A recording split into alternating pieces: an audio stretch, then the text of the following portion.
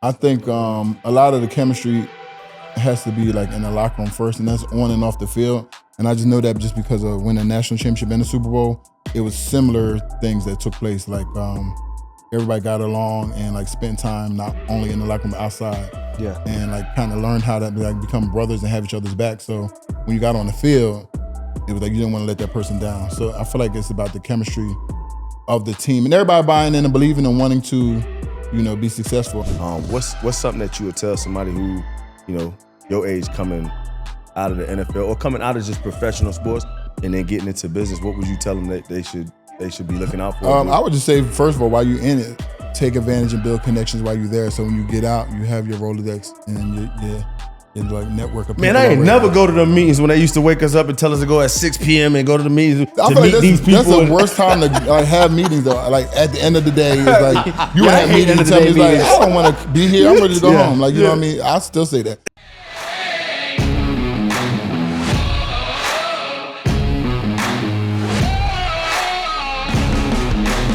Being in the industry, just as far as podcasting, it's new for all of us. Yeah. But I think being in front of people and talking isn't new for us. Yeah, no, you know what I'm saying? So it's like, all right, cool.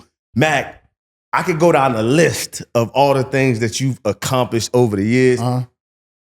Whether it's sports, also going into business. And that's the reason why we started the podcast, because it was like, all right, look, we want to make sure that at the end of the day, we get people on who are going to talk about not only being an athlete, but also being in business, but also how do you, the combination and that soup and all the things that come along with it. And have y'all had EJ on here yet?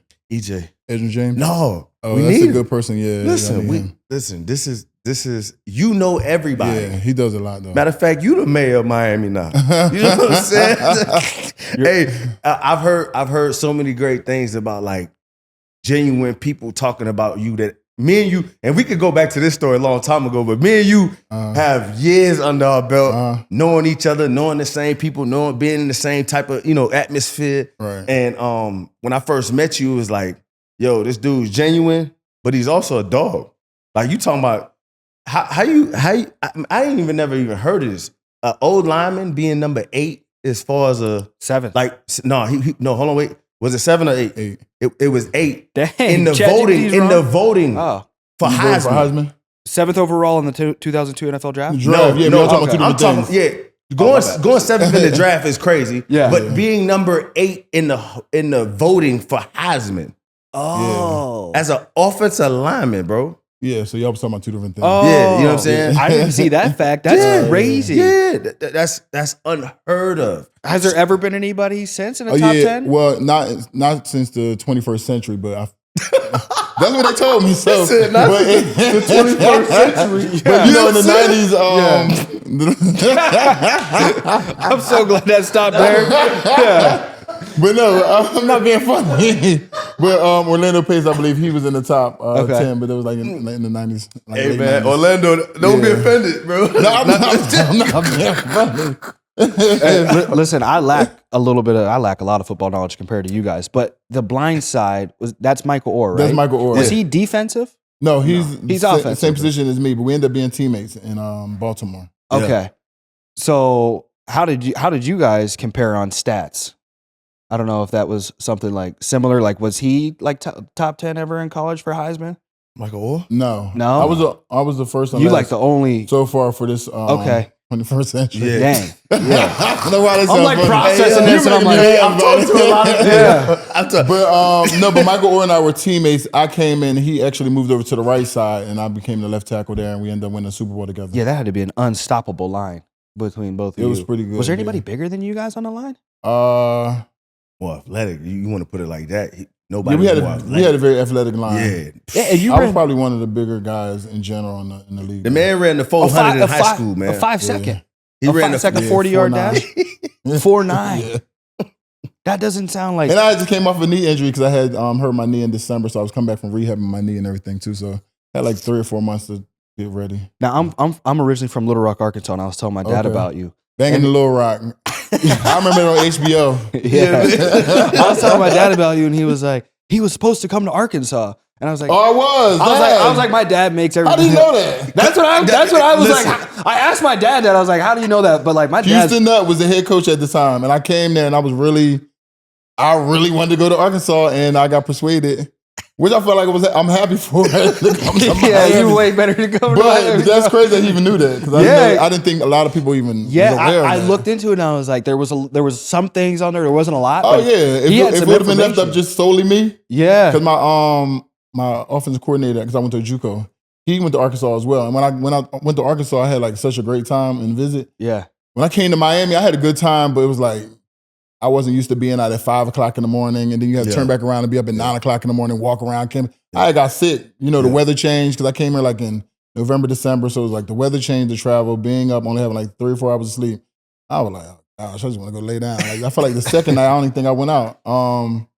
But there I had a good time, and it's crazy that somebody even brought that up. I never heard nobody ever mention that. Yeah, my before. pops was like, he was supposed to come, and he's was. Arkansas pride. So I was like, Yep. And Gary McFadden, all of it. Let's run that back for a second, because you talked about like coming from a junior college. Mm-hmm. Like, I think, junior college a little bit now is kind of like, it's more like laid, it's like going to college a little bit. But I think just the history of junior college, like most people, if you ain't ever been there, never coached there, because I coached at Dodge City. Okay. So I know, what I'm saying? But Lackawanna, back then. It's a grind. It was a grind there, yeah.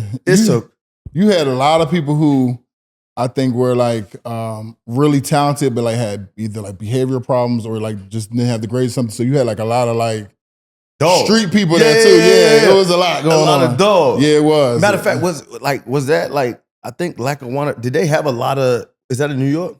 Scranton, Pennsylvania. Oh, Scranton, okay. Yeah. So did they have a lot of JUCOs in that area at that time? Or y'all had to travel a lot too? We traveled. They had some. They had one in Nassau Erie. that was in New York. Okay. They had a couple Okay. in the area that we didn't have to go too far. Yeah. But that was a grind in general, just, yeah, that but I feel JUCO. like being there helped me out a lot too, because you didn't have a lot of things. You didn't have like your top trainers and things like that. Like if I had an ankle injury, I had to call home and say, what can I do to fix this ankle? You know what I'm saying? We didn't have like the facility like you have when you go to the next spot, which helped me though, because one thing I learned at the junior college was like they say you can't make the club in the tub, and that means always being in the training room and always being injured, you can't make the team. Yeah. So that allowed me, that mindset that was installed in me from a teenager, Yeah. I never missed a game due to injury. Dude, I played everything. Like I I played got that through in everything. It was like I didn't give nobody opportunity to come in and to do nothing. Like, because I'm not missing nothing. and coming from like just the JUCO mindset, when you got to Miami, now you in the mix with other dogs. You know what I'm saying? Like what but I just felt like I had it rough. I had it. When I got to Miami, I feel like they in this train on, they're being pampered, they getting adjustments and massage. Like we didn't have that. So for me, I was like, I came from the hood. From the trenches. Yeah, like, so I come here and I see this is like, yeah, this is all nice, but I'm not used to this. And I'm not trying to get used to it. So my mindset was like, I'm staying out of here. I come here, get my ankle taped. That's about it. If I'm really hurt, am I really injured, I'll come here and see about something. Other than that, I can play through it. Come on. And then leading up to that, like when you got there, like that was what, 2000 maybe? 99. 99? So then going into that year, did you like come out right out the gate? Because you was coming from JUCO, so did you come right out the gate and just boom? Like I heard another stat that was crazy. You've never had in junior college or college a sack on you. Correct. Like, I seen that too. man, what type of Yeah. So literally, like that's a Hall of Fame stat in itself in college. Like, you know what I'm I saying? wasn't even thinking about it. I never thought about it until my senior year when the media started like making it a thing. I just was trying to do my job and not get yelled at in the meeting room. When you watch film, like just do my job. Yeah. So that was my mindset was always just do your job, get your job done. And even when I first got to Miami, so my first year there, I was ready to compete because as soon as you get there, you want to showcase what you got and win a starting position. There was a guy named Robert Hall. My class was the first class coming off of the probation. They were on probation for 5 years. Yeah. But my class was the first class that got their full scholarship back. There was a guy who was there the whole time, Robert Hall. He was a senior. They put me at the bottom of the depth chart. I worked my way all the way up and started rotating with him. Yeah. And then they called me in the meeting and was like, hey, you've had a phenomenal camp. However, we want you to redshirt. Robert Hall, he's a senior. He's been here all this time to give him the opportunity to go. and you'll be even better next year because you'll have a full year of, having the plays under your belt and all that stuff. And I'm like, I came here and I worked. No, I want to play. Like, I don't care. I feel like, but I listen. Being coachable, right? I feel like I listen. I waited. I just waited my turn. So I redshirted and I was able to learn more. And then the following spring, I came back to solidify the position. With all them animals, that's like now. Remember, and we gonna jump.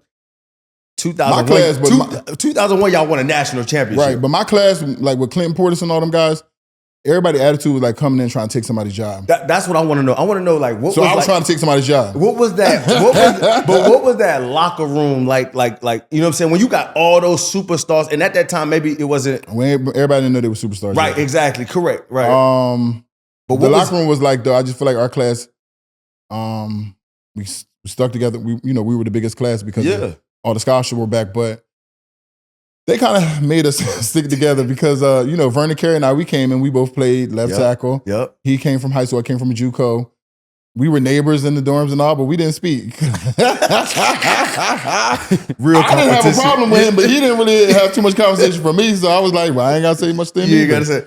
But, they had still the going on in the locker room, and there's there's a U-shaped couch, and then there's the TV in the middle. And I guess, and being new or a rookie, you're not supposed to walk in there. I don't know. Somebody called me in the middle of it, only to set me up for me to get somebody to William Joseph to like charge me because they didn't haze him so much the year before. They feel like they didn't build him up to now come and charge and attack me, which was a mistake. Yeah. And then he ended up at the bottom of the pile. Then they broke it up and made us reset again. And then same thing happened to him again.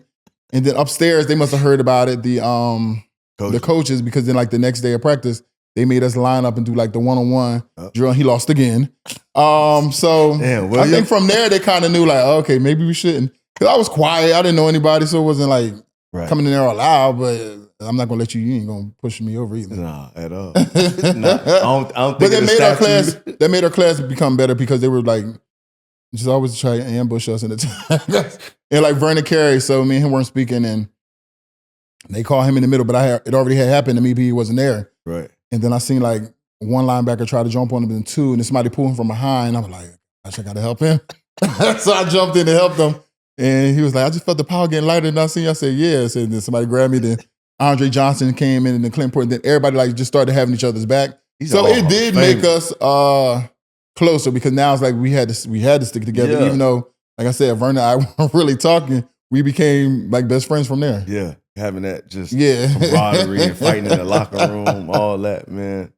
The difference from football back then to now, if you had to take your guys' Super Bowl team versus, let's just say, I know it's early in the season right now, but like the Bills right now, how do you think how would you guys compete against? You know what I mean? Almost talking like when people were like, well, that was Jordan back then. They didn't have they'd say basketball was different back then versus like a LeBron team. A lot of the chemistry has to be like in the locker room first, and that's on and off the field. And I just know that just because of winning a national championship and the Super Bowl, it was similar things that took place. Like everybody got along and like spent time not only in the locker room but outside. Yeah. And like kind of learned how to like become brothers and have each other's back. So when you got on the field, it was like you didn't want to let that person down. So I feel like it's about the chemistry of the team and everybody buying in and believing and wanting to, be successful. I remember that. Even the season before that, we went to the AFC Championship, but we lost. Mm-hmm. I think like Lee Evans, they said dropped the pass, and then the kicker, I don't know what he was doing, but he missed the field goal. Like, what was you even paying attention to? He was like surprised that he was going to kick the field goal, and he missed it. And going back into that season reminds me of my junior year in Miami. Junior year in Miami is the only time we was going to cheer for Florida State was them playing Oklahoma, and then we basically they lost. We had beat Florida in the Sugar Bowl, and if Florida State would have beat Oklahoma, we would have shared it. Yeah. So those 2 years, my junior year and then my first year at Baltimore, were kind of similar because it was like relying on somebody else. And then Ray Lewis gave a speech in the locker room saying, we'll be in the same position. First of all, I was like, how are we going to be in the same position? Well, he told me two things. One, you're coming back because he's supposed to retire that year. He's like, we're going to be in the same position next year, this and the other. I'm like, yeah, right. How are we going to be back here in New England? I said, he's a prophet because we came back to New England. Yeah. It was in the same position again. I knew by this time that Oh, we're definitely gonna be. There's no way we're gonna come here twice, and so I think it was the chemistry, everybody just buying in. And that was the same thing that happened my senior year. Is trying to rely on somebody else, and it was like we had to buy in and just realize we had to control our own destiny. Yeah. And I remember Ray Lewis giving us a speech about when it came to the playoffs, of being off social media, not spending time on there, not posting anything. Let's just focus on 1 week at a time. All we had was like 3 or 4 weeks for us to just focus and get to the Super Bowl. And everybody kind of bought in, and we still did things as a group, but we just stayed off social media and just focused on each week. Yeah. And that's hard now, like focus on social media, but even for yourself, like that come with discipline. Yeah. Like listening to all that, and going back to you, just like every award, you've won the Outland Trophy Award, you've won Sports Illustrated, high school player. Okay, so you have how what rare? You think I ain't? Come on now, man. Stop. But here's my question: you've won all of these awards. You won national championship, Super Bowl. Like for you, going back to your hometown, New Jersey. I just came from there. I just came from Jersey on Monday. Right. And like your mom, right? Grandmom. She just turned 90. Okay, just turned 90. Okay. Mm-hmm. Like what would be like the biggest accolade, whether it was team, it was yourself, that you felt like was like the one that you like, because you hit every one of them. Like, you know what I'm saying? Like what was the one that really meant the most? Initially, my first big thing, I think, was just the national championship. Yeah. Was winning that. Just that was my first championship ever. Right. So that was like that was the biggest one. But then also, you get to the Super Bowl too. Correct. It felt like that's what everybody kind of dreams for, is to get in the opportunity, not only get in the league, but win a championship there too. So I feel like between those two. Yeah. Which ring is cooler? Definitely the Super Bowl ring. Okay. Bigger. Yeah. Did you get any money from winning the national championship? Nah. They didn't give Do they get money nothing. now? I definitely get stipends. Oh, man, they get millions. Oh, okay. They getting paid at like 12. They getting paid. Yeah, they definitely do get paid. Football's different now. They're like 13 years old getting $1 million. That's true. They get like more endorsements. I hear about these crazy NIL deals, like high school senior making $1 million. What? Do you get to mentor any? I know. Listen, when I was at Miami coaching, you was there all the time. You know what I'm saying? And just seeing like now these guys getting paid millions of dollars. Do you mentor any of these guys like on like how they should spend their money, what they should do? No, I wanted to add financial literacy to my my mission statement too, because you have to educate their parents too.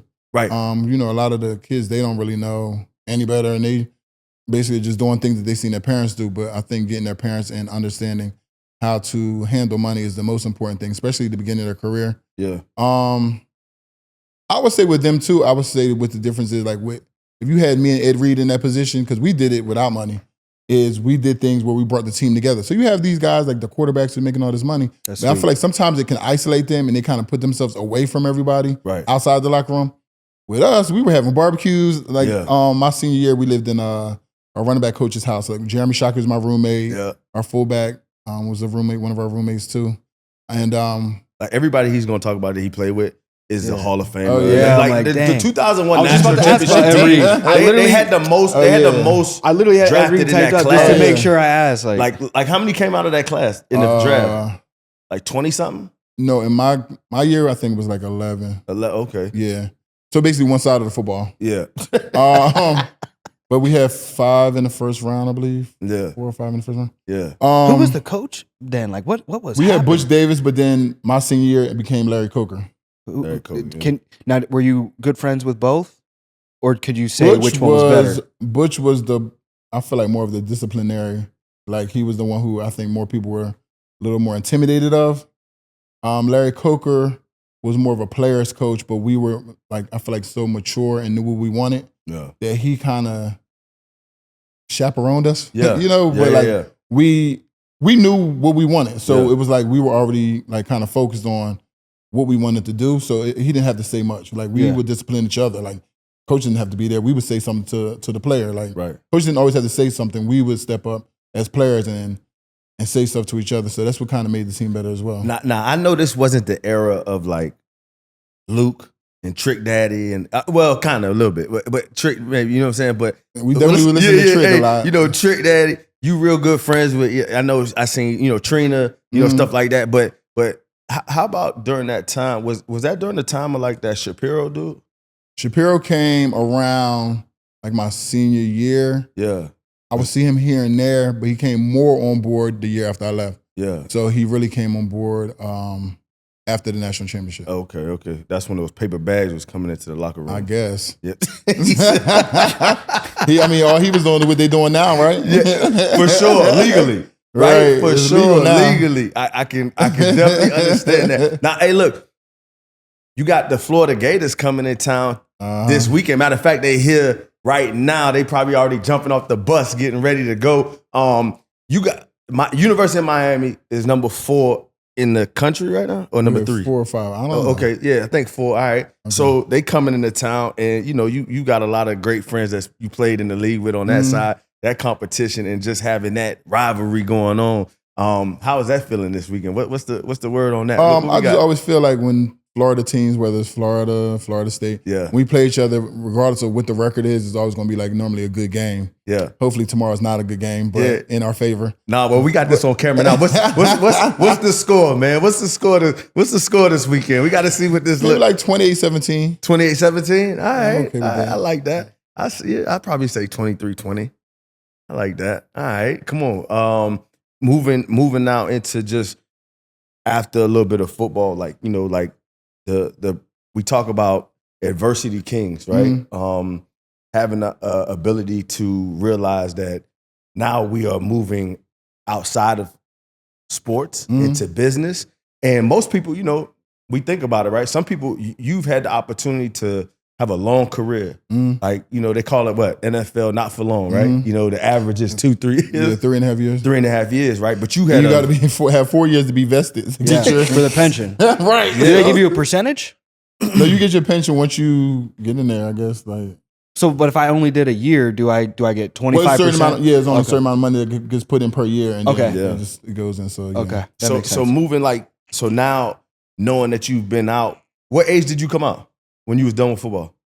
I was turning 35. Oh, yo, that's like being 55 in the real, like being 30, like playing for that long, bro. Yeah. Being 35 and coming out is like being 50, like you 55 in the game. So you super OG in the league, and now you coming out. Most people come out. I'm gonna tell you, I knew I was OGs because I was in the we was at lunch or something, and one of the guys was like, "Yeah, I remember you when I was in 5th grade." And I was like, "What?"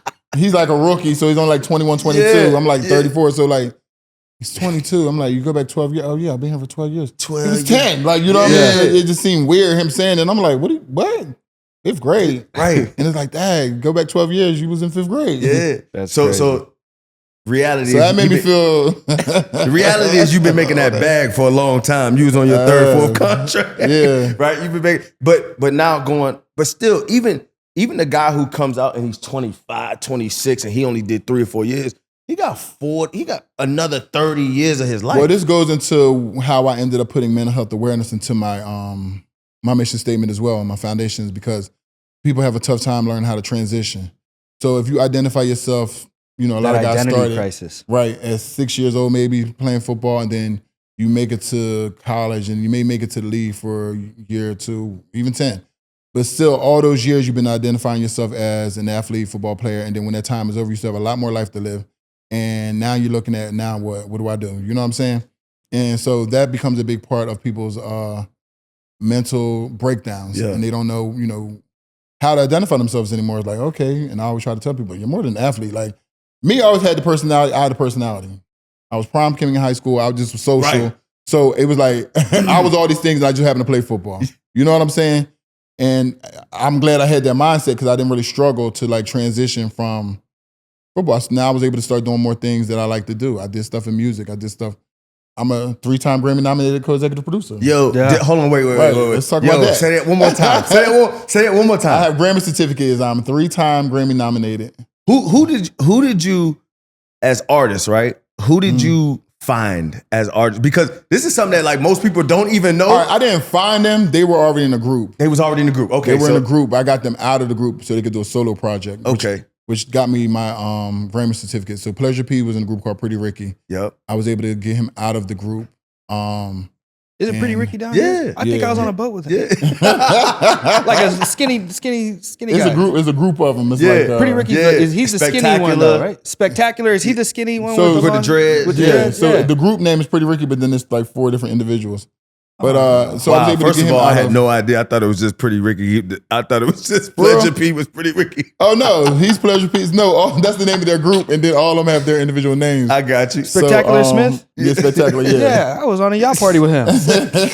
So I was able to get him out of the group, and then we Okay. worked on a project, and I was co-executive producer along with Craig Kalma at Atlantic Records, and it got nominated for 3, Grammys, and I've done other stuff like just stuff where I connected like Kelly Price and Trina, Young Miami and Little Kim, and Rick Ross as well as Little Kim. So just being a connector. In that but space. that's a connector with all the people in Miami. Like literally, Yeah, you just named half of all the people who's in Miami. You know what I'm saying? So like connecting and being in that circle, like that was something that was music. Something that you was excited about. Music did you learn was something. It like early on? Yeah, when I was younger, I had piano lessons. I had the Casio piano. I was trying to make beats. I was just always into music as a kid. Yeah. Even in the league, I remember. In college. Myself, Ed Reed, Jared Payton, and Vernon Carey, we all were like, we need to come together and make do a music label. Because Jared was from Chicago, I'm from Jersey originally. Yep. Reed's from New Orleans, Vernon's from Miami. Right. Reed's still kind of like DJs. He DJs now, and Jared Payton was like looking to be like an artist and stuff like that. And I ended up actually doing the label thing and putting out Pleasure P. So that label, is it you still in the music now, or is it kind of like that was you had your I don't mind getting back into it, but it has to be with the right artists who I feel like I have to be a fan of, and then they have a good work ethic, because I feel like some of these artists I try to work with, I was outworking them. Yeah. Some of like the artist people in general. Yeah. They get with you, and then all of a sudden it's like, I don't know what work feel like or look like then, because y'all just get here and feel like I get behind a mic and rap and I'm an artist.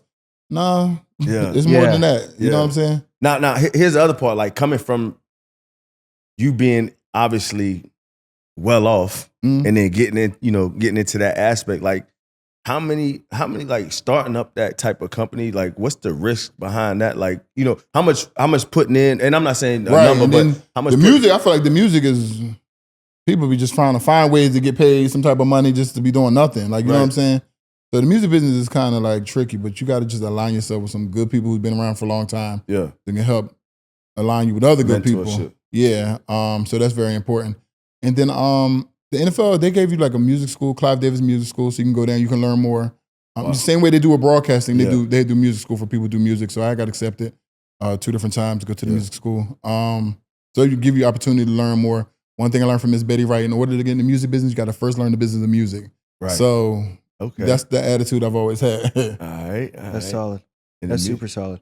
So as I'm sitting here thinking, just touching back on the mental health aspect of your foundation, that's actually super vital, because I've seen guys like lose their mind. From hoping they're going to get drafted, or maybe trying to walk on, doing something like that, maybe getting drafted, but like just literally not knowing lose what to their do mind next. And not knowing what to do next. And that comes with anybody. Like, so not just athletes, but just in general. Like when you try to transition from one job to something, or lose a job, and you're just trying to figure out what to do next. People have a tough time transitioning, trying to figure out what is next. Yeah. But for my situation, people started talking about mental health. You started hearing it a lot. Like, I feel like towards the end of my career, like 2010.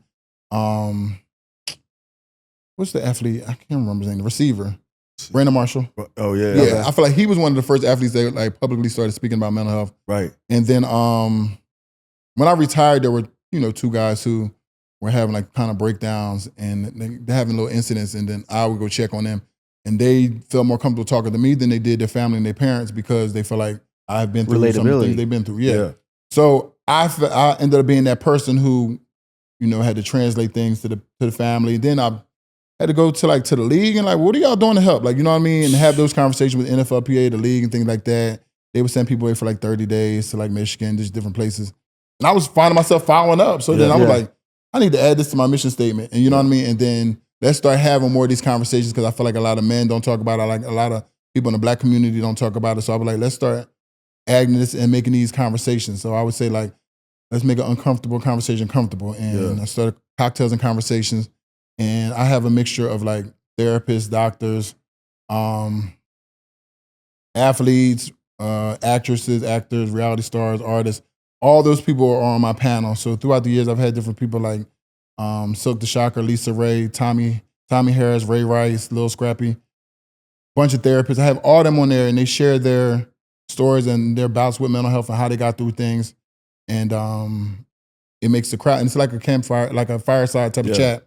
So the audience is able to interact and ask questions, and it's a good conversation. Leaves everybody leaving feeling good, feeling better, and realizing they're not the only one that's going through things, you know, and people talk about how they got through it and, you know, the steps to get through things. So the Vikings, they've always been a big sponsor of mine since I first started it. And they had me come up last year with 2 people from my team and talk to the teams. I found out that they have to have a mental health talk per year. Yeah. They hired me to come back again in October. So we go back up there again next month and talk to the team again because it went very well last year. So it's just a conversation that I'm going to continue to have and eventually, you know, want to spread it to different cities. But for now, in the past 3 years, I've been here. That's awesome. You know, talking about the mental health and even being in it, but also the right decisions that need to be made and people mentoring you at the same time while you're in it. Like, I remember hearing a story. I remember one time I'm with Chris Henry. Yeah, who's the running back that was for Tennessee Titans for a long time? The fast one. Oh, Chris Johnson. Chris Johnson. Why I say Chris Henry? We got the same birthday. Yeah. Okay. Is September a good month? My bad. But Chris Johnson. Yeah. September, you got Ed Reed. It said his birthday. Oh, yeah, his was on the 11th. My birthday is the 25th, 2 days after yours. Oh, right. For real? Okay, Libra gang? Yep. Serena Williams on the 26th. My sister's the 26th. Oh, for real? Yep. Trick Daddy and Lil Wayne on the 27th. Yeah. You know, my brother on the 27th. For real? Yeah. But Chris Johnson, right? I remember him saying, like, he had an entourage, like 20 people. I mean, back in the day, like. I did too. And I was going to say that. I was going to say, like, now, talking to those guys and like about their money and about how they, you know, you don't need 20 or 30 dudes to be paying for. And you saying it right now is important. Like having that conversation with them guys, like spending millions of dollars before they even get out. I think you try to, when you just like a nice person, you try to get everybody the opportunity to experience what you're experiencing. So you want to bring people along with you, but everybody's not meant to go along with you. Yeah. Some people can weigh you down and become a distraction. So at a young age, you don't realize that as you get older, you start to cut the fat off and realize who needs to be around and who doesn't. So some people don't serve any purpose, and some people can put you in bad positions too. So I feel like that's more of the Black community. I feel like our communities are more like, oh, if you make it, we all make it. And that's not true. You know what I mean? And I didn't claim all my taxes, so so yeah, that's not really the case. But you just try to bring people along. Yeah. For the experiences that you're able to experience too, because you want, especially the people you grow with, you want them to kind of like see it too. But then like you have to have people have to realize that you're now a business. Yeah. So certain things that happen reflects your business, and then they also have to come on board and want to be a part of your business too, and not just like a friend that's just there. Like, yeah, how can you add to this? You know what I mean? Correct. Right. Like LeBron James. Yeah, like exactly. He's a perfect example of having a group of friends who realize, okay, we're going to all become teammates and we're all going to become a business, and we're going to, you know, we can leverage things from him to help benefit all of us as a collective. And some people just don't want to work. Yeah. Some people are okay with you going out there doing all the work and to sit back like you work for them. I don't work for you. The party going to still go on without you. Yeah. For sure. For sure. Now, you talked about also now being in, you know, opened up a real estate company. So, we're scheduled now November 6th. It's a Thursday. Yeah. I got into the real estate space. Basically, I'm a person, I'm social, and I'm a connector. I know how to connect people. Yeah. And there's a company here called Lifestyle International Realty. They have a bunch of properties here. They have a bunch of brokerages here for real estate, and they wanted to expand to Atlanta. I've been in Atlanta a lot because of my company, Let's Chat. Comcast is a shareholder in our company, so I have to be up there for meetings and different stuff. Big. But I have a lot of friends and network up there as well. So a girl by the name of Talia, she's a big, you know, seller up there in Atlanta. So I brought her on board to kind of partner with us. So we're all partners now in the brokerage in Atlanta and Buckhead. So we open up November 9th. That's the first location. That's going to be the first. Because then I want to go to Jacksonville. I need to find somebody in Jacksonville. I need to find some people in Texas. Come on. Dallas, Houston. So Atlanta's the first. Y'all hearing it right now. He looking. Top sellers. Top sellers better be on top of your job. If you want to be a partner, you don't want to keep working for somebody, but you want to now become a boss, holla at me. Look at that. We ain't had to talk about that. Yeah. It just led right into it. Top sellers Like, we come from this industry of similar in the life insurance, space. And we started up our own brokerage and led by, Tristan and his fiance, Gally. And I've been able to partner with them and now moving into the space of, being where you're trying to collect the right people. Right. And when I mean collect the right people, I mean like partner with the right people, right? And you talk about being top at your game. You've been top at your game at every level. I'm gonna keep saying that over and over and over because it's the truth. Like, what are you looking for in people right now as your top sellers? Your top sellers right now. Jacksonville, Texas. He already named them, so you better be ready. You better be on the phones. But Vegas, right? You know what I'm saying? Like, we going to hang out. We gonna be. Hey, look, if we're gonna hang out, we gonna party and we gonna get some money. But at the same time, like, what are you looking for in those people? Because the same thing you looking for as a top seller, that's what we looking for too. Yeah. I'm always looking for discipline. I'm looking for structure. I'm looking for work ethic. I'm just looking for a drive. Like, people who are open to be creative and learn new things. Don't get lost, behind technology. Like, stay up with the, with the program. So be a dinosaur. Yeah, you gotta keep it moving because the world gonna keep moving, so you don't get left behind. Yeah, no doubt. You mentioned you redshirt your first year. I know I'm taking many steps back to learn more. I saw something on the ESPN highlights that Shedeur had the opportunity to go to the Ravens. He didn't want to sit behind Lamar Jackson. I seen that too. But I can kind of understand that a little bit too. Like, Shedeur's in a situation too where he can learn from Joe Flacco, who's a veteran. Yeah. You know what I mean? But to sit your career, I don't see Lamar Jackson coming down as QB1. You know what I'm saying? Right, So to spend majority of your career being the backup, I don't think he wants to do that. I feel like he wants to be somewhere. I feel like he's in a good space now. Joe Flacco is somebody who has experience, so they had him as a starter, but the team hasn't been, doing well. So I'm pretty sure they'll make a change soon, probably after this week or whatever. You feel like Cleveland's cursed though? Because I feel like sometimes they send. Are the Dolphins cursed? Yeah, hey, hey, my man. Come on, guys. I feel like y'all don't know what's going on with their front office either. Like, put me in the front office because I don't know what y'all be doing sometimes. But B-Mac wants to be in the front office, coach. Come just on, give man. y'all I saw someone flew something over the Dolphins game and said like fire the coach, and they asked him in like the press review like, did you see they said fire? He was like, I just pay attention to the game. And someone was like, what game are you paying attention to? And I was like, dang, they giving it to him. But go back to Cleveland. So, yeah. So go back to Cleveland. I'm looking here, and I was looking. I was watching. Kevin Stefanski, he worked for the Vikings, so he was the assistant. He was my head coach's assistant. Okay. But now he's a head coach out there in Cleveland, so I'm pretty familiar with him as well. Yeah, so I'm just sitting there. I've watched a couple interviews with Johnny Manziel, and he's just talking like Cleveland. It didn't seem like anybody cared. It just felt like just a business, like a shell business, where like nobody really like cared. I feel like that about the Dolphins. Yeah, no, I'm sorry to keep taking shots at the Dolphins, but I feel like they're very similar. Like, you built this whole nice stadium, you got all this stuff going. I mean, to me, it's just business. Like, you got the Miami Open here, you got Formula One here, it's just business at this point. Like, do we really care if they win? Yeah, you can you tell. Only made one playoff in 20 years? Like, it's crazy. Yeah, I think the biggest thing you mentioned in this podcast, I'm going to take away, is the chemistry of like, how do you take? It's definitely that. I would say this, for me coming from Baltimore, and I did come here and I spent like the last 2 or 3 months here of the Dolphins. The difference between those locker rooms where there were a lot of young guys here excited about going to concerts and basketball games during the season, when I'm like, and me probably being young, I probably would have been too, but at this time I'm like 34.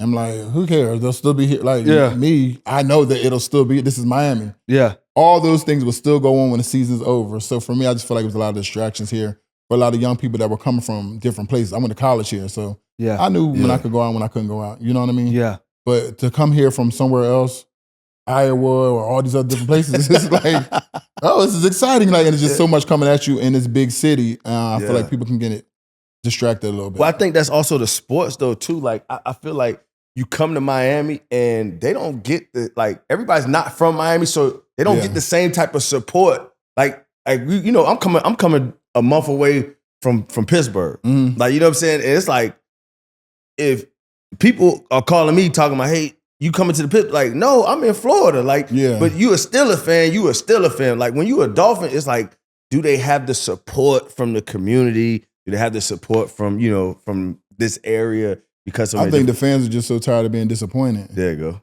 That it's like You said it. they try to, but it's like, well, every time we try to get a playoff, we're going to lose in the first round and not make it. Is the head coach going to be there next year? Prediction. I don't see it. I think that at first, initially, he came in and he was a young, energetic guy who was probably relatable. But now I feel like those guys don't look at him as the authority figure. They look at him as a friend too much. Yeah. And once you get that, it's like a little lack of respect at that point. They need Nick Saban in there. You're a homeboy. Yeah, you become the homeboy. It's over. Yeah. You become the homeboy. Especially in Miami because it's a toxic environment already. Like, and then you have people, everything's here. Who may be older than him. Because I remember when I got to Miami, it was a couple coaches I was older than. They said something. I was like, yeah, who you talking? I'm older. I'm 2 years older than you. What are you talking about? Like, what? Like, and that just seemed weird. Like to be older than your coaches too. Yeah, like, having that. You coaching me, and I got more experience than you. Yeah, right. My kid's older than your kid. Right. Put up on the field. That was just it became weird. Then. So we got a lot of different ways and kind of directions that you go in. I mean, you talk about music, you talk about real estate, you talk about your nonprofit. What's that company? Huh? So let's chat. Let's talk about Let's Chat. Let's Chat is a language translation company that I have that is based off your device setting, right? So we recognize your device language. That's our patent. Okay. So it can be your website, right? You won't know the origin of the language because we recognize your device setting. You get your phone, your laptop, you got to set your language. Yep. We recognize that right away and we translate it. So the NFL, all of a sudden now you're in Brazil because guess what? For the past couple of years we were doing your subtitling for all your games and stuff. We got to get back into it because y'all changed from Game Pass to something else, but y'all have got a wider fan base now because Let's Chat. Let's be real. We do a couple of NBA teams. We're in food and beverage like McDonald's, Bojangles, Coca-Cola. So like big companies. So we can do, we even did Tony Hawk's podcast. He had a guy who speaks Portuguese. So we did an in-person live translation so he could do an interview. And we did that. He's just talking and it's just... He talking and just translate. You'll hear like a voice translating it and then he listens and he responds and it just goes back and forth. Okay. And they did a whole interview on there. So we can do documents, we can do subtitling, we can do chat support, we can do a bunch of everything. We do 104 languages, 100 different dialects. That's insane. So that's why I say Comcast is a shareholder. We did accelerator program during the pandemic. They came on board and then now we're live on Xfinity. So we're on Xfinity. Xfinity's under Comcast. And then we want to eventually get like WWE. We want to get like, all the companies under Comcast. Right. So like PGA Golf and all that other stuff.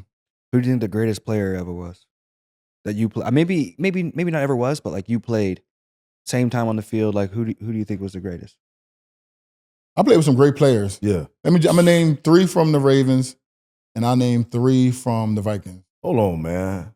What? You said that you get 1, man. But I'm gonna just name you 3. I knew when I put him in that box, it wasn't gonna be 1 because there's so many like. And you ain't leaving them people out because right. So the 3 Raven players. It's more I could name, but 3 I'm of course would say Ray Lewis, Ed Reed, and you can say Terrell Suggs. He sucks. Right. So I could say those 3. He sucks. And then for the Vikings, Adrian Peterson, Brett Favre, Randy Moss. I was just about to ask what it was like playing with AP. Oh, I knew he was special. Once he got down to like the pass protection part of it, I was like, oh, he's gonna be a beast. He's taking sorry, Chester, but he's gonna take your job. Sorry, Chester. Oh man. I just looked up too. I didn't realize the championship game was against Nebraska. It was. They were so slow. My first insurance office was in Lincoln, Nebraska. I got to tour the. I had to go there to get the Allen Trophy. Yeah? Yeah, I had to go to Nebraska for the Allen Trophy for the award ceremony. Nebraska, they were big. They were just big, but they just couldn't match the speed. And then, we were big too, but we were a little more athletic and physical too. Yeah. Big Vince Wilfork got, Big Vince. You played with Vince? Yeah. He went to my high school. Oh, for real? Yeah. Oh, yeah. So Vince was part of my national championship. Didn't he have a pick six? Did he have a pick six? I remember. Vince. I don't know. In the national championship, I don't remember. No, not in the national championship. I remember in the NFL. Oh, yeah. He I believe pick he six. did. And I'm watching his highlight over like the last decade. They played that up. Fridge, 6 foot. Boom, moving. I'm like, that's the real Fridge. I'm watching this dude run. I'm like, hey, who's tackling him? Big as all and can move. Yeah, so you had some big athletic guys out there who were physical too, So they were big, Nebraska was big and physical, but Then they ran like this option, but like we were so fast and on it as far as the defense that it just corn. And then on the other side, you had like Andre Johnson and Clinton Portis, those guys. You couldn't slow them down either. So it was just like. Was he the MVP? Was it Andre Johnson and Ken Dorsey? Were they the MVPs for the game? I want to say so. And then Velma had a good game in that game as well. Yeah, all those guys now still like. Can you imagine having 12 guys go 12 of your best friends that y'all wake up every morning, go to practice, and get what? Now all of y'all in the NFL. Like, so every week there's always somebody on the team that you probably like you'll go against. Like, during that era, it was always a hurricane somewhere that you played against. Somewhere. That's almost every week. Imagine if all y'all together just put together a whole business, right? That you know what I'm saying, that came out during that time. That would be crazy. Coming now is where you are today, and then from when you first got into the NFL, business, like I said, you've had a number of different waves of what you're doing. What's something that you would tell somebody who, your age coming out of the NFL or coming out of just professional sports and then getting into business? What would you tell them that they should be looking out for? I would just say, first of all, while you're in it, take advantage and build connections while you're there. So when you get out, you have your Rolodex and your like network of people. Man, I ain't never go to the meetings when they used to wake us up and tell us to go at 6 p.m. and go to the meetings to meet these people. That's the worst time to have meetings though. Like at the end of the day, it's like you want to have meetings and tell me like I don't want to be here. I'm ready to go home. Like you know what I mean? I still say that. So even when we did our talk for the mental health, I was like, these guys don't want to be here. Yeah, right. I was thinking about me, but they actually were very responsive. So I was like, okay. Well, now I'm telling you, there's more of that. But today. I'm just saying in general, like. Just being in the mix and being out and about, just networking with people. And don't network feeling like you just got somebody's number that's networking. You have to follow and build a relationship with people. Yeah. That's networking. Yeah. Doing that and just keeping in mind what it is you want to do and start to learn about it while you're playing, while you still have access to all these people, and then keep those relationships. And then when you get done, maximize those relationships and grow from there. Did you have a mentor when you came out of playing ball that like kind of helped you in the business? Low key was my mentor, Ezra James. EJ, he helped me like get a little more structured. Like you can plan out your whole year, the same thing. Holidays are holidays, birthdays are birthdays, weekends are weekends.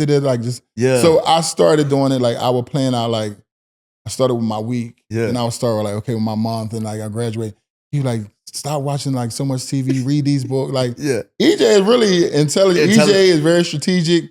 Let me tell you, the Hall of Fame statue, EJ must got the best Hall of Fame statue right now. I can promise you, if somebody pull it up, we probably very hands on. I'm talking about his Hall of Fame statue look just like him. That's he funny. the only person. Is we getting to the Hall of Fame? I gotta retire first. I just learned I haven't officially retired. So what? Yeah, I thought you could just be like, all right, I'm done. And that was, I didn't know you had to like.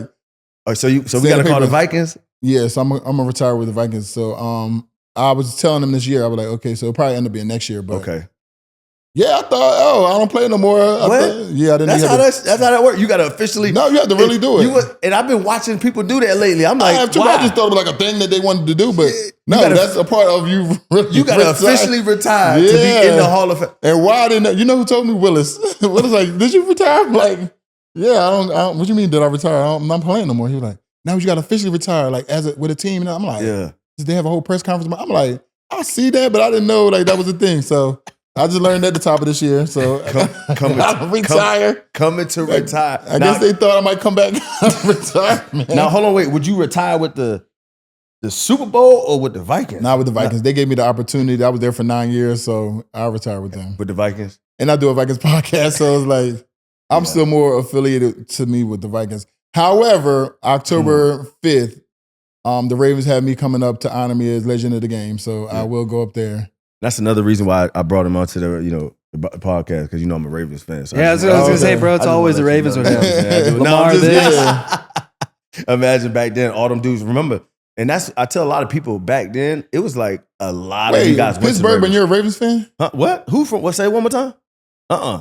She's from Pittsburgh. Oh, okay. No, I remember I played at Pitt. Right. You know what I'm saying? I was associated with Pittsburgh. I'm from right here. Oh, okay, got you. Yeah, You did say you went to school events. Yeah. But I don't know why I would associate you with Pittsburgh. Because I was there for the longest. Okay. You know what I'm saying? And then when I came down to coach, I was coming from Pitt to you know what I'm saying, the coach down at Miami. Oh, okay. Yeah, Got you. Yeah, but nah, we home now. we made it back, man. Yeah. What's the spot? Look, I know you, he always asks this question. What's the spot in Miami? Because we both just getting back down here. Yeah. What's the spot that you'll go to that's like the spot to eat at, the best? And I'm talking about not the $500 steak. I'm talking about the spot that you know what I'm saying, you pull up around the corner and you might, you know, you trying to go through the back door or something. You got a nice little meal, a home cooked meal. I don't know. There's a couple places I want to try because I be looking on the internet. Like this Pepe's thing, they be having this cheesesteak stuff or whatever. Pepe's something. Okay. But here, Miami, it depends on what you're in the mood for. Miami has so many different things. So like if you want Haitian food, I would go to Greg's Cookout. Okay. Greg's Cookout. Shout out. There's a place called Shucking. It's more like kind of like soul food. Yeah, soul food. I used to go to Lario's for like Cuban food, but there's another place on the beach. I can't remember the name of it. It's on the corner. It's like a little mom and pop shop. Yeah, mom and pop shop. But it's really good. Yeah. It's hard to tap into these spots around. I'm still waiting. Because you end up going to all these nice places. Yeah. Nah, it's really some mom and pop places. I can't remember the names of all of them though, but we're going to get that list. You like a fancy place? You like Carbone or something? Actually, I just went to Carbone about a month ago. Spicy rig? Yeah, it was cool. Huh? You get the spicy rigatoni? No, I didn't get that. I had somebody else order for us. They had ordered because that was my first time there. Oh man, you missed out. Whoever did that. But Miles, Miles is also a big supporter of my foundation and always donate. So Prime 112, I'm always going to shout him out. Miles take care of us over there. So yeah, that and Big Pink. You definitely want to be CJ's Crab Shack. If you want to go get some crabs, some good food. Say it again. CJ's Crab Shack is right on Ocean Drive. All right. CJ's it's actually really good. I feel like it's like a hidden gem too, but people overlook it, but it's actually a good seafood place. You a foodie? Yeah. Yeah. I like good food. Good. So my friends, because my friends like they can cook, so they always just put me onto like different places. Like, oh, you got to go here, try this. So yeah. I know you're friends with also like Serena and Venus Williams, real good friends. They just started their podcast too. Seeing that, what's it like? You also got a lot of people who. That's how I started playing tennis. So you see, I got my little wristband on. I know we got to get you off of here too. You got tennis. He got tennis coming up right now. I forgot you said he played tennis, and I was like, and then you said it again. I was like, there's no way he played tennis. He a dog. Absolutely, he a dog in tennis. Just cause he 300, 6'8", he run around like straight. Getting after. He probably don't got to go far. Everybody said that. You still got to run. You got to learn the angles. You got to run in the V to cut things off. Staying athletic at the same time. Yeah. You know what I'm saying? And problem solving. I wonder. I bet you there's a lot of business on that court too, ain't it? It is. There's a lot of people who do a lot of things. There's a lot of money in tennis. That's what I'm saying. U.S. Open and all that. A lot of people a lot of those guys who play, like, because there's a men's clinic I go to on Mondays and Wednesdays. A lot of people have their own companies and businesses. So you just really got to just talk with people and kind of figure out what everybody does so you can kind of get an insight on how y'all can connect. But it is. There's a guy who takes a lesson right before me. He's like 76. I'm like, okay, I need to be like this. You're out here every Friday, and he's in great shape. Yeah. But it's like, geez, this is what I need to be doing. This is what you need to be doing. Yeah. Yeah. Try any paddle? That's that newer thing. Pickleball. Yeah, I've tried it. Pickleball, paddle. I like tennis more, but yeah, I like learning pickleball. Trick Daddy just had a tournament probably about a month ago. And we played in it. Yeah. So I want to continue to learn it because I want to be really good. Yeah. Yeah. Because people probably don't expect me to be good at like stuff like that, but I actually am. Yeah, surprising. I just take my time to take lessons, don't tell anybody, and I come out and just try to dominate. Yeah, that's the best feeling in the world. Quiet lessons. Yeah. Let me go out. That's what I did with tennis. Wow, what happened? Yeah. First time I played tennis was terrible.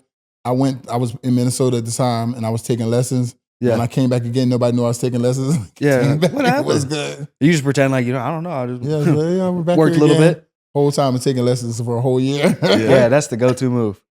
I do the same.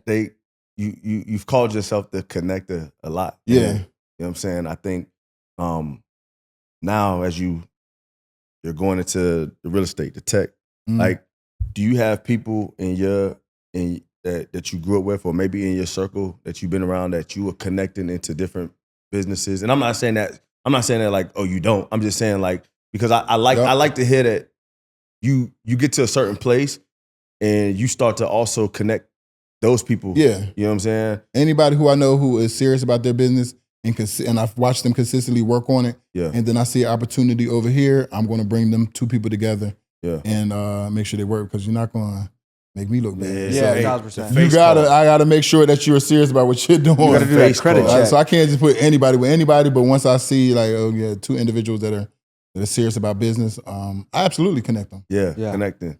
Yeah, making sure that at the end of the day, hey, look, this is coming back on you as well as it for me. I don't even worry about that. I feel like God just always ends up finding a way to bless me some type of way, even if it isn't from that individual. So always, I'm just always going to just do what I'm supposed to do and make the connections, and whatever happens, happen.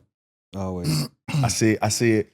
Usually at the beginning, we'll start off with all the accolades. You talking about Outland Trophy. You talking about Super Bowl champ. You talking about national championship. You talking about Sports Illustrated. You talking about the person who ain't never had a sack. College Football Hall of Fame. College Football Hall of Fame. You talking about Hall of Fame. Pro Bowl. All right, another thing too, right? So October 25th, myself, Dan Morgan, Andre Johnson, Ken Dorsey, we are in the Ring of Honor for the University of Miami. Apparently our names and numbers are up there already, because somebody at the game last week sent me my my name and number up on the, in the building. I'm like, on the whole roster? Yeah, so I was like, that's not supposed to be up there. Like, because the event's not till the 25th, but apparently it's there now. So I was like, man, when's the book coming out? When's the book coming out? It's like, and that's another thing EJ told me too. I was like, no, I'm not ready. I'm not done. He said, put out part 1 or part 2 if you part your life. You know what I'm saying? That's crazy. Not ready. All these accolades, like, just to get to the NFL. I'll be telling everybody. I want but I know what EJ said. You can do different parts. It don't have to all be one book. Yeah. You to end. I want to.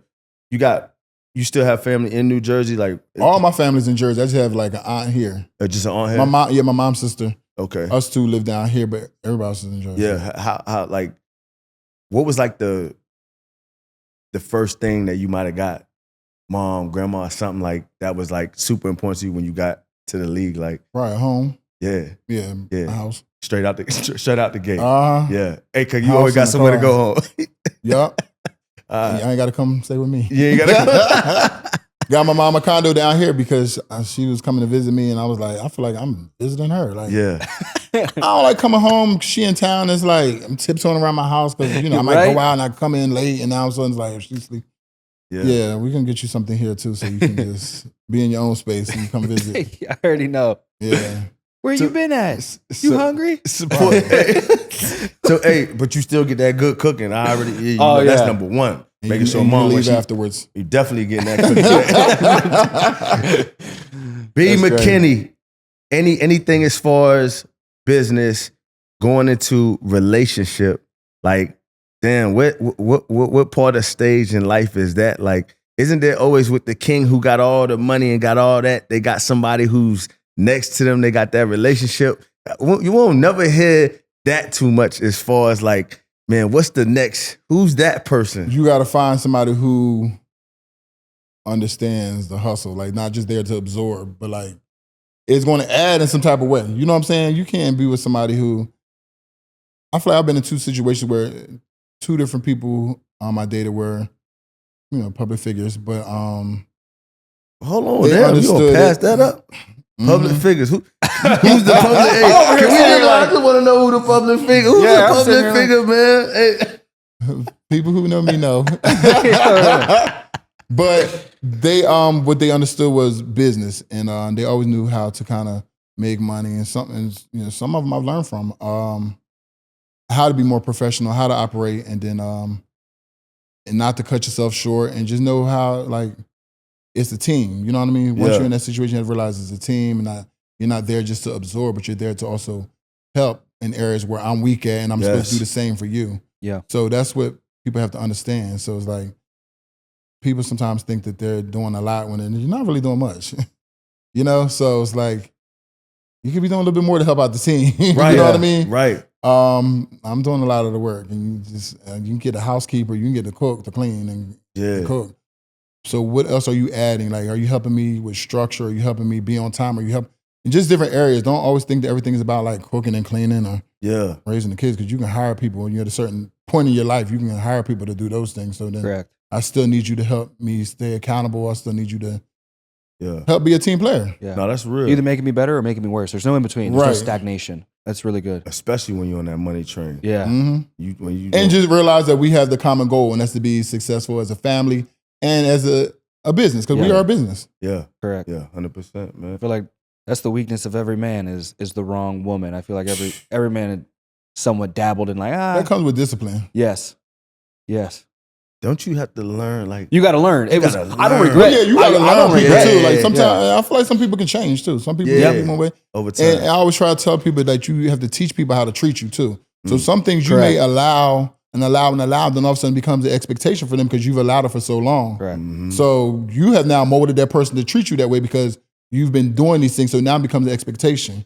You know what I'm saying, of them. Like, well, they do it, or they allow this, so they feel like they can get away with it. But you have to kind of set boundaries. And I feel like a lot of us don't do that. And that's another thing I talk about in mental health thing, is setting boundaries, friendships, relationships, all that type of stuff. There has to be boundaries and understanding. Yeah. And also communication is big when it comes to relationship.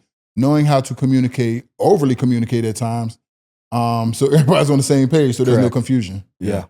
The master behind, being an athlete and being in business, what you want people to know you as, like, people who don't know you right now.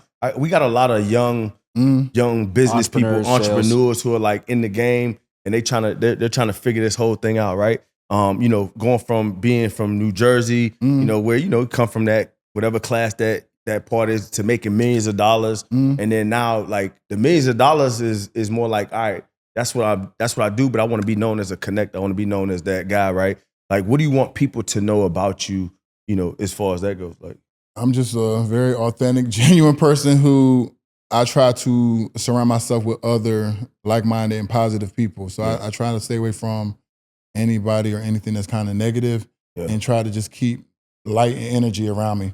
And I feel like you'll get a lot further in life with that. I don't need any distractions or anybody with anything negative. You know what I mean? It's all deposits over here. Come on. Let's go. Let's go. Where can people find you? They want to do business with you? I'm on social media. Everything is at Bryant McKinnie, Bryant McKinnie. A lot of people spell my name Brian or just different ways. I tried that at first, and then it was like, or they spell McKinney with an EY at the end or something. So yeah, it's like just got to type in the correct name. So yeah, LinkedIn.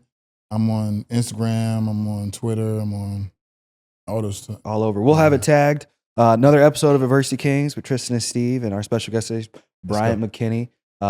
Bryant did say off record that Cowboys are going to win the Super Bowl. So. I never said that. You like the Cowboys?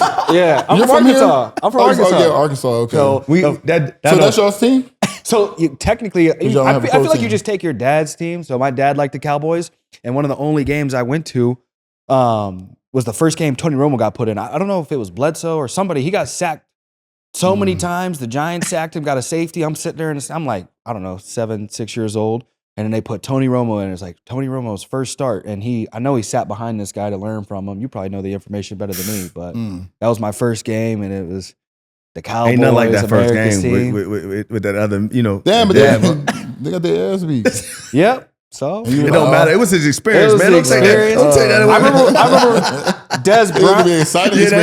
They lost. I like them. Yeah, but they would go on to be Des Bryant. I think it was Miles Austin. They had Darren McFadden. Oh, okay, yeah. And then I would watch some of the old highlights of like DeMarcus Ware, Smith, DeMarcus Ware. Like, we played against y'all. 2009. I feel like in the second round of the playoffs, and we beat y'all ass. But yeah. Did anybody before we get off? Hold on, wait. Before we get off of here, was it anybody who was the one that you went against that was the one that gave you some work? Because you was giving out a lot of work, but who gave you some work? Early my first year 2 or 3, was a guy named Kabir Kabajabiamila from Green Bay. They called him KGB. He was really good at pass rushing, so he was the one who probably gave me the most trouble. I had to go against him 2 times a year. How big was he? He wasn't big. He was really fast and real limber and could get low center of gravity. Do a lot of things. But he had great hands. He had a lot of things. So me going against him 2 times a year was okay. Yeah. It was then I finally started locking him down. It was they got rid of him. I was But I learned a lot from him at the beginning because, sometimes you could, in college, sometimes you have the skill, but sometimes you just overpower people. Yeah. But there he was very like technical. Yeah. So I learned to be more of a technician with my hands and watching like people like Walter Jones. He had great hands because of him. So I was like, oh, okay. So I feel like he made me better. Yeah. Man, what you just said was crazy because look, you know, you talk about it, anything that you do, you got to be prepped. You got to be prepared. You got to be dialed in. Like, how much time did you spend and energy did you spend watching film? Because this was your craft. This was your career. Yeah, this is how you made watch money. Film and kind of figure out their tendencies. But then I started watching other people who they said were really good, like Jonathan Ogden, Orlando Pace, and Walter Jones, and Flozell Adams, and Chris Samuels out of Redskins at the time. I watched those guys and tried to see how they played against certain players. Yeah. And what did they do that I might have liked and incorporated? Like, so with the hands, it was always Walter Jones. He had really good hands. Yeah. So I started using my hands more and stuff like that. And then he was the person I probably took the most from was Walter Jones. You talking about positivity of like from that long ago? Like, when did you start? High school. Oh, I thought you started. I wrestled at first, and then I wrestled. Jersey has good wrestling. Yeah, and then I started playing basketball like in 5th grade, and I played basketball all the way up. And then I didn't play because it was a weight back then. It was like a weight clause. Weight class. So I was like 9 years old, and I was supposed to be playing with the 12-year-olds, and I wasn't allowed. Yeah, I was always tall, so it was like I couldn't play until 9th grade. Yeah. So you ain't have none of them injuries. Yeah, you came into the game fresh. But I had to learn quick because I played defensive end in high school, and then when I went to JUCO, I had to learn how to play left tackle. That's crazy. And it became a JUCO All-American. So I never thought about that until I had to go back and talk to the school last year. And they were like, you never played a position and you became a 2-time JUCO All-American from coming in and never playing the position. And I was like, yeah, I never thought about that. But I mean, that kind of tells you like how focused I was on learning the position and just wanting to be good. I told you I'm going to get yelled at in the meeting room. So it was like, let me just do my job. Like that's my mind was always like, just do your job, just do your job. We'll end with this. Can you watch football normally with how much film and football you've played, or do you like dissect everything? I'm watching it as to see what the play is, to see what my position, how they. Is it even fun for you anymore to watch football? I'm just looking at a game film almost like. I look at it in sections. I look first at the line, see what they did, and then I'm looking at what the play was, and I'm looking at it different. Different way. Yeah. That's crazy. Well, hey, it was Adversity Kings, but we talked about nothing but amazing things here. Yeah, this is sick. That's crazy. We appreciate you. Honored to have you on, brother. Yes. You already know we're gonna knock out a couple other things. It was great. We got nothing but great things coming up with our next guest, but also Bryant McKinnie, future Hall of Famer, already a UM Hall of Famer, already all the accolades you could think about. But next, his Hall of Fame in business. Can't wait to see what that looks like down the road. All right. Yes, sir. Knock it out. Peace. Yep.